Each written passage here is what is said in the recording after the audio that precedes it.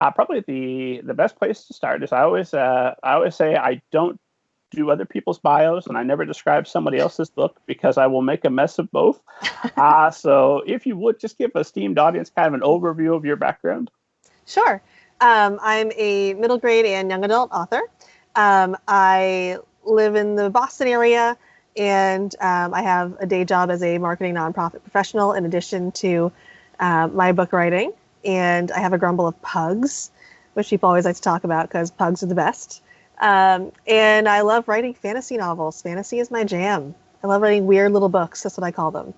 So that's my little about me. I write weird books. That's kind of my brand. So, and we're going to talk because there's I was enjoyed the audiobook for Monstrous. And weird is absolutely the correct word, but so much fun.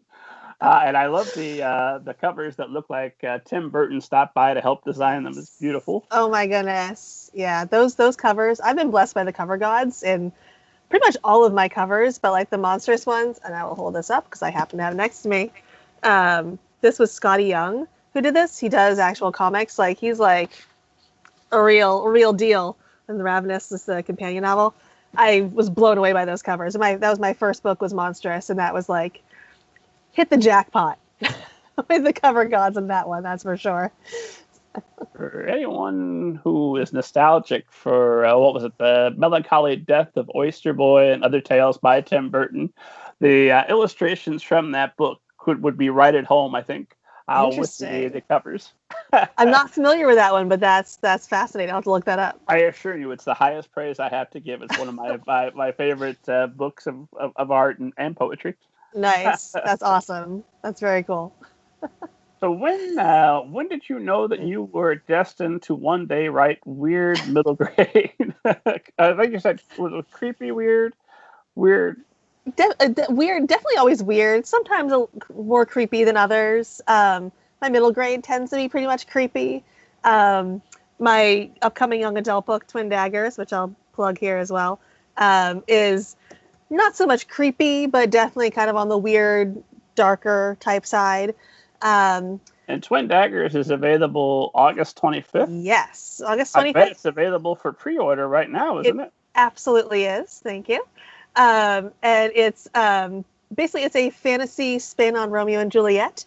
If Juliet and her twin sister were magic-wielding spies. And it's set in this world where of magic versus machines. The spies are the magi. They're this magic users who've been almost entirely wiped out in a war 100 years ago. And the technocrats are the people who are in control of the country now. And they think the magi are more or less a myth. But the twin spies are infiltrating the city to take down the technocrats. They have to find an heir who does not have a heart. The heir has a machine for a heart instead. It's part of this curse that the Magi sent to the technocrats as their like last gasp in the battle. So it was really fun to write, and I love classics. So it was really fun to put like a new spin, kind of a feminist twist on Romeo and Juliet as well. But to answer your question that you asked, when did I discover I wanted to be a writer? It took me a lot longer to figure that out than it should have. When I was growing up, I loved reading. That was like the most formative thing for me was reading, especially dark books. Like I loved the Grimm's fairy tales. The Disney fairy tales are also really enjoyable, but the Grimm ones that were like dark and weird and kind of creepy, I loved those. My parents had this whole volume of the mythology and fairy tales, like 12-volume thing. And it was my mom's when she was a little girl. So like it was a little old back then, and like you open up the pages and had these old-timey drawings on it, and like it had the smell of like an old book, and like it just transported you to another world. It's amazing. And I would sit on the couch and read these things, and it definitely heavily influenced my work. Also a big influence eventually was my older brother. I have an older brother and sister who are about 9 and 10 years older than me. So my brother was in college getting his degree in English literature. I was like 8. And I was the bratty little sister who would go into his room and pull his books off his shelves. So I was reading things that were totally inappropriate for like an 8 and 9-year-old to be reading. I read A Midsummer Night's Dream when I was like 8 or 9, and because I thought, oh, fairies, how cool. And like everything else went way over my head, thank God. But I read a lot of Poe and Shakespeare and all sorts of things that were just really not age appropriate, but I enjoyed them and I read them because I was a very good reader. A lot of it went over my head, obviously. So I knew I loved to read at that point in time, and books were very much of an escape for me growing up. I was not a popular child, that's for sure. I was bullied by this group of girls in 4th and 5th grade who every day at recess would follow me around and tell me I was fat and ugly, like every day. It was awful. They were not very nice. But me and my best friends... Now they've all been remade as villains in your work ever since. I'll never tell. But me and my best friends, we were obsessed with this one particular series of books, the Redwall series by Brian. It's either Jakes or Jocks. I'm not actually sure because I've never heard it said out loud by anybody other than myself. But Brian, I always say Brian Jocks. Smart people say Jocks, but I'm suspicious because I've also heard smart people overpronounce things. Exactly. And I have a habit of overpronouncing things. So I'm saying Jocks because that's what it looks like to me, but I could totally be wrong. Anyway, Redwall. Fabulous series, anthropomorphic mice and other assorted woodland creatures on these fantasy adventures. When I back in the day, there was like 3 of them, which totally dates me. And now there's like 30 or something. But we loved this series of books. We were obsessed with them. We would read them together, and it was like transporting ourselves into another world. What we would do is on the playground, we would actually take on personas of our favorite characters or make up new characters in the fantasy world and go on like missions. So we'd be like hiding from the bullies on the playground. So it was both a literal and a figurative escape for me. And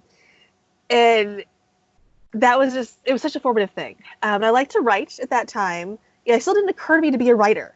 But I enjoyed writing. I actually found, I wish I had it with me. I have it somewhere, but I don't know where it is right now. I found my 4th grade writing portfolio when I was cleaning out my parents' house about a year ago, and it had 3 pieces in it that are like so on brand for me. It's hilarious.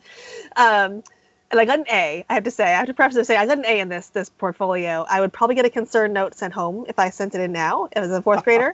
It had 3 pieces. The first one was a story about a girl who gets abducted by aliens, because I was completely and totally obsessed with aliens growing up. I had like binoculars around my neck all the time. I was looking at the sky constantly. I was that kid. I was a little strange. That's okay.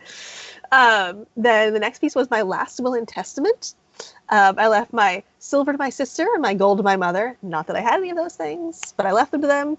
And then the third piece was called The Seal's Revenge. And I actually illustrated this.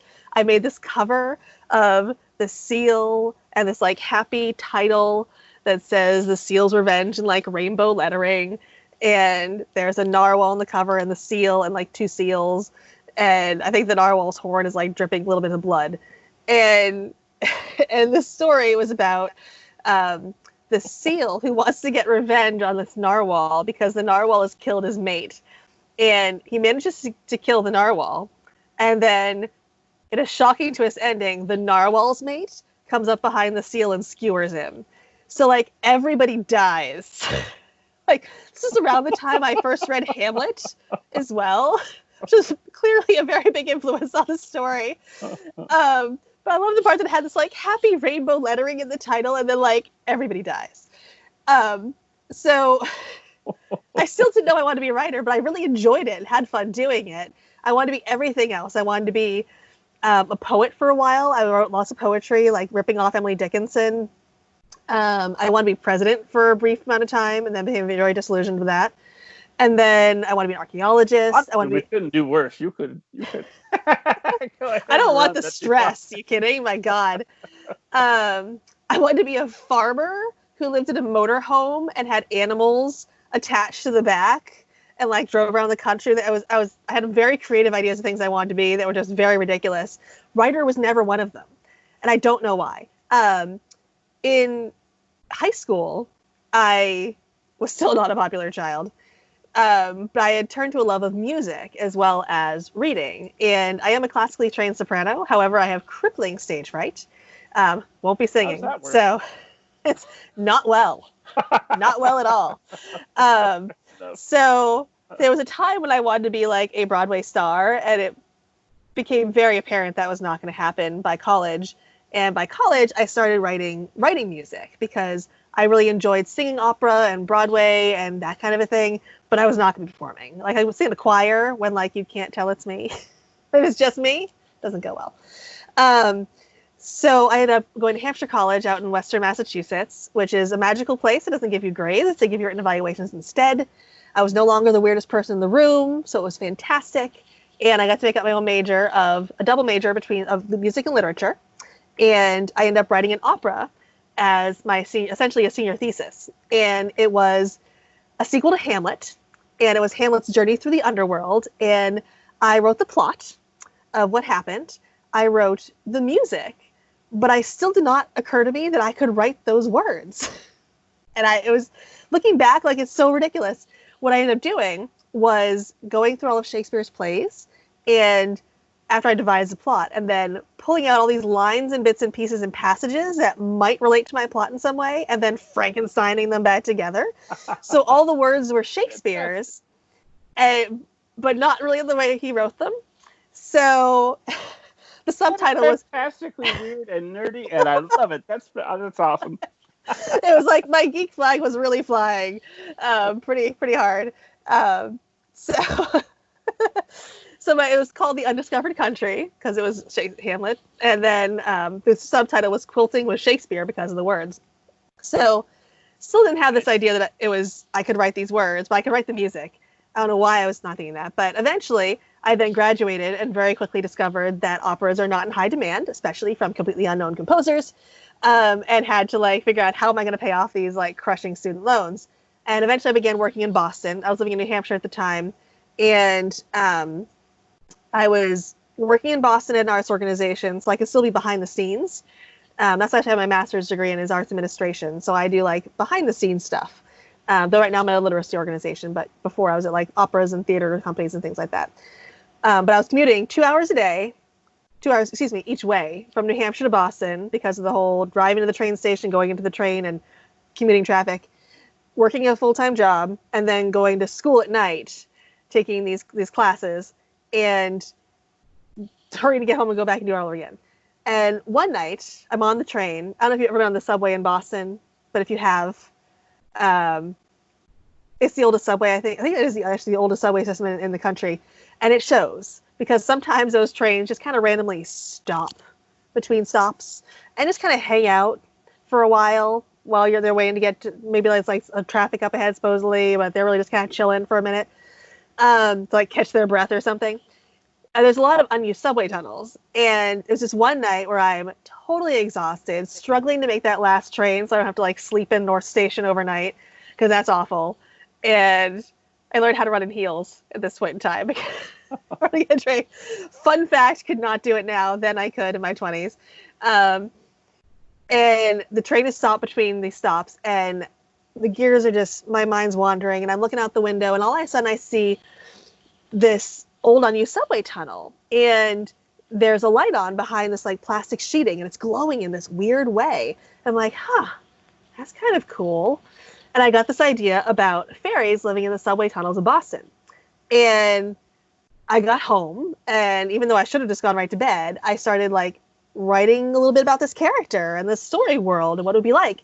And then I wrote some more, and I basically just completely fell in love with this. It was well, if I can write a 2-hour opera, maybe I can write a 300-page novel. And I did, and I kind of never looked back. That book was not published. Someday I'm going to rewrite it from scratch. But it was not published, and rightly so, I did try very hard. But it had a lot of issues that need to be fixed. But it was a lot of fun. That's the kind of randomly convoluted way I got into writing, was sort of by accident. I just got this wonderful burst of inspiration. It was I'm going to give this a shot, and it was fun. I loved it. You're less hateful J.K. Rowling on a train. getting a brilliant vision. Yeah, I definitely don't have the hateful part. That's for sure. Yes, unfortunately, regular esteemed audience viewers who watch the show on YouTube will note that the Harry Potter figurines that used to decorate the background have had to come down. Ah, you hate to see it. Yeah.